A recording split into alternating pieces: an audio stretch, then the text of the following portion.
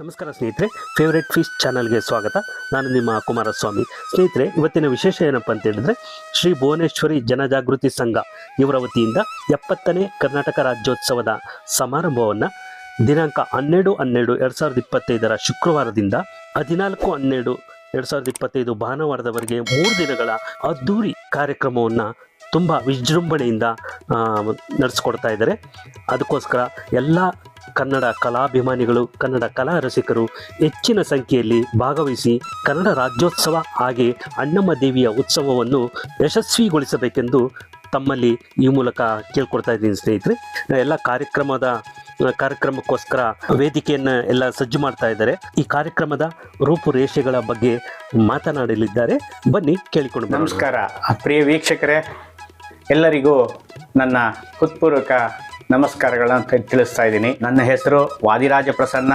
ನಾನು ಸಂಸ್ಕೃತಿ ಚಿಂತಕ ಮತ್ತು ಆಧ್ಯಾತ್ಮಿಕ ಚಿಂತಕ. ಇದು ಭುವನೇಶ್ವರಿ ಜನಜಾಗೃತಿ ಸಂಘ ನಮ್ಮ ಭುವನೇಶ್ವರಿ ನಗರದಲ್ಲಿ, ಅಂದರೆ ಟಿ ದಾಸರಹಳ್ಳಿಯ ಬೆಂಗಳೂರಿನಲ್ಲಿ ಇರತಕ್ಕಂಥ ನಿವಾಸಿಗಳೆಲ್ಲ ಮಾಡಿಕೊಂಡಿರುವಂಥ ಸಂಘ. ನಾವು ವಿಶೇಷವಾಗಿ ಈ ವರ್ಷ 12ನೇ ತಾರೀಕು ಶುಕ್ರವಾರದಂದು ಪ್ರಾರಂಭವಾಗಿ 12, 13, 14 ಈ 3 ದಿವಸಗಳು ಕನ್ನಡ ರಾಜ್ಯೋತ್ಸವವನ್ನು ಮತ್ತು ಅಣ್ಣಮ್ಮನ ಉತ್ಸವವನ್ನು ನಾವಿಲ್ಲಿ ಹಮ್ಮಿಕೊಂಡಿದ್ದೇವೆ. ನಮ್ಮ 8ನೇ ಮೈಲ್ ಸರ್ಕಲ್ನಿಂದ ಭುವನೇಶ್ವರಿ ನಗರದ ಈ ಒಂದು ಮೈದಾನದವರೆಗೂ ಪೂರ್ಣ ಕುಂಭದ ಸ್ವಾಗತದೊಂದಿಗೆ ಮಹಾತಾಯಿ ಅಣ್ಣಮ್ಮನ್ನ ನಾವು ಇಲ್ಲಿ ಬರಮಾಡ್ಕೋತಾ ಇದ್ದೀವಿ. ಒಂದು ಕಾರ್ಯಕ್ರಮಕ್ಕೆ ತಾವೆಲ್ಲ ಆಗಮಿಸಬೇಕು. 3 ದಿನದಲ್ಲಿ ವಿಶೇಷವಾದ ಕಾರ್ಯಕ್ರಮ ಏನಂತಂದ್ರೆ, ತಾಯಿಗೆ ಮಾಡಿರ್ತಕ್ಕಂಥ ಪ್ರಸಾದವನ್ನ, ಅನ್ನದಾನವನ್ನ ಇಟ್ಕೊಂಡಿದ್ದೀವಿ. ಮಧ್ಯಾಹ್ನ ಮತ್ತು ಸಂಜೆಯಂದು ಈ ಒಂದು ಅನ್ನದಾಸೋಹವನ್ನು ನಾವು ಇಲ್ಲಿ ಹಮ್ಮಿಕೊಂಡಿದ್ದೀವಿ. ದೇವಿಯ ಕೃಪೆಗೆ ಪಾತ್ರರಾಗಿ ದೇವಿಯ ಪ್ರಸಾದವನ್ನು ಸ್ವೀಕರಿಸಿ ಪ್ರಸನ್ನರಾಗಬೇಕು ಅಂತ ಕೇಳ್ಕೊಳ್ತಾ ತಮ್ಮಲ್ಲಿ ವಿಶೇಷವಾದಂಥ ಮನವಿಯನ್ನು ಮಾಡ್ತಾ ಇದ್ದೀನಿ.